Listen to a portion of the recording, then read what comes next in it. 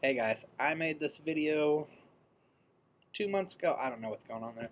2 months ago, and I thought it was online, and it wasn't, and I just realized that. So here it is. It's a bunch of questions that were answered that I asked that I answered. Hope you guys enjoy.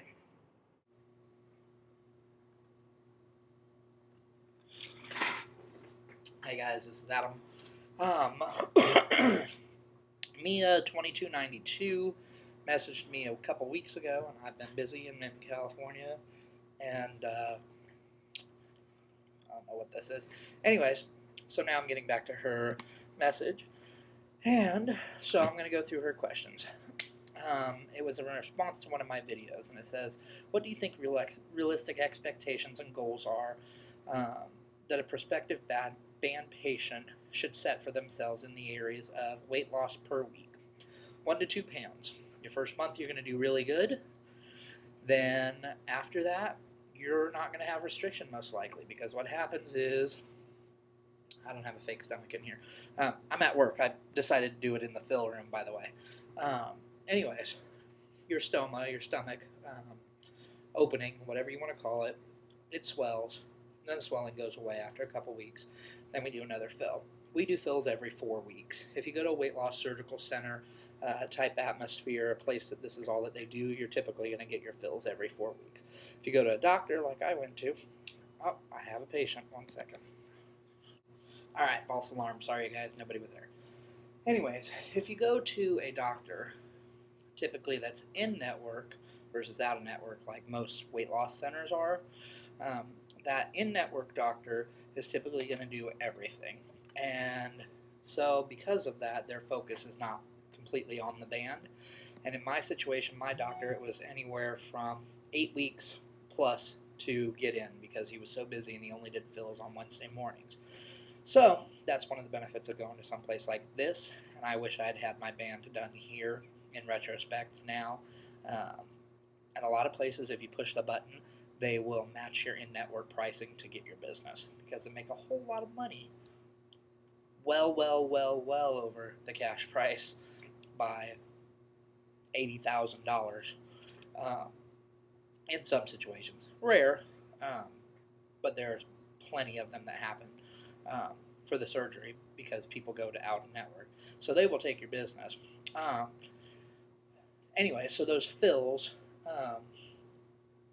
every 4 weeks is what you want. If it's going to take longer than that, you want to go somewhere else, because you're a food addict. That's the reason you're having the surgery. And if it takes longer than that, you're going to get frustrated, because you're only going to have restriction for the first week or two after you have a fill, typically, if that, until you get the right place. Now, with the disclaimer that, the next question is how many fills it takes to get enough restriction. Very situational. I have people who have restriction with 1 cc and a 10 cc band. I have people who have restriction with 11 cc's and a cc band. So it's very situational. That sweet spot is typically anywhere from the 6 to 8 range. 6, 7s, and that area is where most people hit the sweet spot. I got a stomach, by the way. So that sweet spot is typically in that window.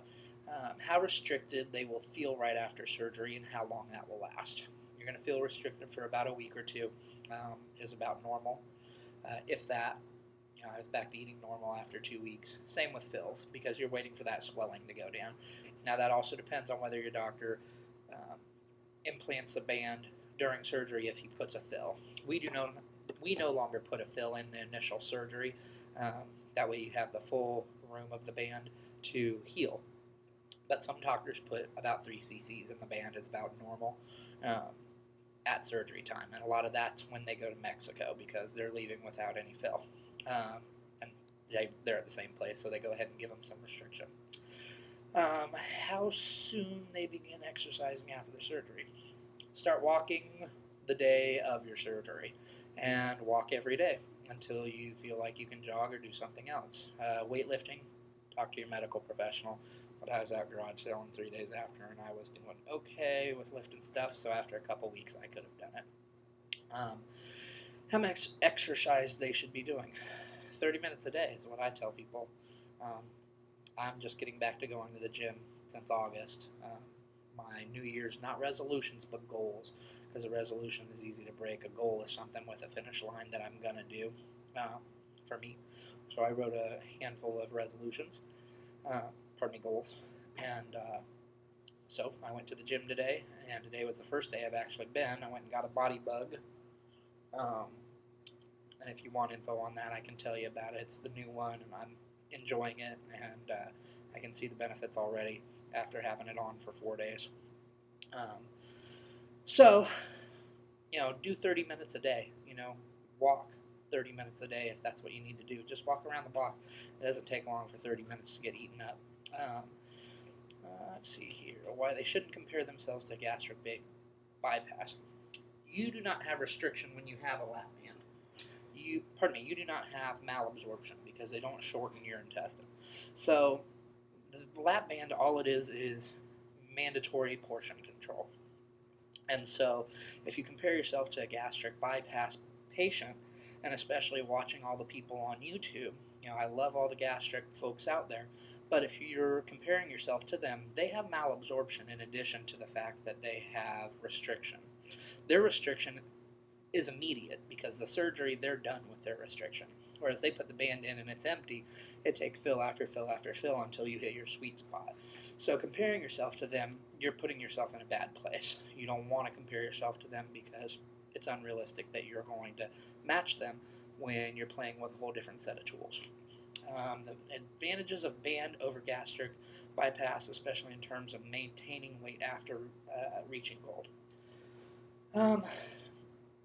The advantages of band versus gastric is there's no dumping because the intestine's not shortened, and because of that, nor is the stomach cut. So you don't have any organs cut. It's completely reversible. It's adjustable. All the stuff you folks should know if you're doing your homework. But that malabsorption is so important because you don't have the malabsorption, you don't have the vitamin deficiencies. So you go on taking a Centrum just like you should have always. You don't have to go and buy special stuff. In regards to long-term success, this doesn't stretch. Gastrics, a lot of their stomachs stretch, and there are, handfuls of people who have had gastric bypass in the past. They've stretched their stomach out, and they come and get a band after the fact, and it's becoming more and more prevalent, with people that are 5, 10, 15, 20 years out on gastric, and they've gained all their weight back. Same story is going to apply. If they don't work with this, they're going to be in the same boat because they still can get liquids and all that through. If you're drinking juice, pops, milkshakes, ice cream, chocolate, all that stuff that goes through, fondue cheese. I know you like that, some folks. Whatever it may be, you're going to be in the same boat. The advantages of band, what are the common misconceptions or disappointments the band patients might initially have? Thinking that they're going to have restriction right out of surgery. Thinking that they're going to have restriction 3 months, 5 months out of surgery, 6 months out of surgery. Some people it takes, a full year, and that's why most places where you pay cash, you get a 1-year global so that you can get enough fills within that year to get you to the right amount of restriction. That's why we lose our weight over a 2-year span, because we're not restricted right off the bat, and we're food addicts. So that's the biggest one. And I have people come in and they go, I can't eat bread. Duh, you just had gastric surgery. You had a band put in. Put a dough ball on top of a hole. It's not going to go through. So, having realistic understanding of what the band does as far as food and whatnot. Sorry, I'm on the clock, you guys, so I'm looking at the door and making sure no one's here. Let's see here. What are the most common mistakes band patients make? What are the most common mistakes that band patients make with their diet after surgery? Pop, ice cream, chips, all the bad stuff that they know they shouldn't. The easy things that are easy to stay away from are the breads and the potatoes and the rice and the pasta that don't go down. But there's still plenty of stuff you can get through there. I've never liked crunchy cookies before. All of a sudden, I love crunchy cookies. Pizzelles, I ate my weight in them this Christmas. And I never had them before, but I went and bought an iron to make them and everything. They're real good. But anyways,